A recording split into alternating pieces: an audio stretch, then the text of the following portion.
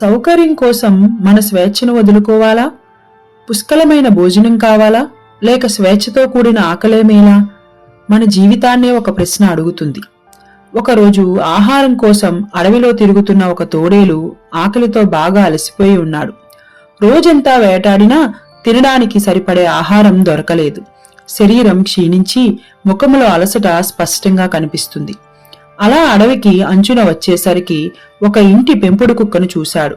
ఆ కుక్క బొద్దుగా, బలంగా, చాలా ఆరోగ్యంగా కనిపించింది. తోడేలు ఆశ్చర్యపోయాడు. ఇంత తేడా ఎందుకు అని మనసులో అనుకున్నాడు.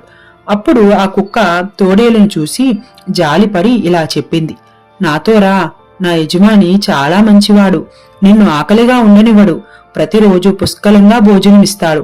ఈ మాటలు విన్న తోడేలు కొంచెం ఆలోచించాడు.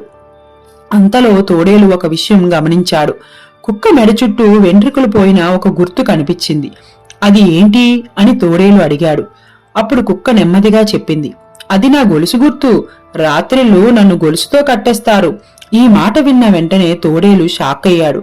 తోడేలు కుక్కను చూసి గట్టిగా ఇలా అన్నాడు, నాకు ఆకలి ఉండవచ్చు, కాని నా స్వేచ్ఛ నాదే.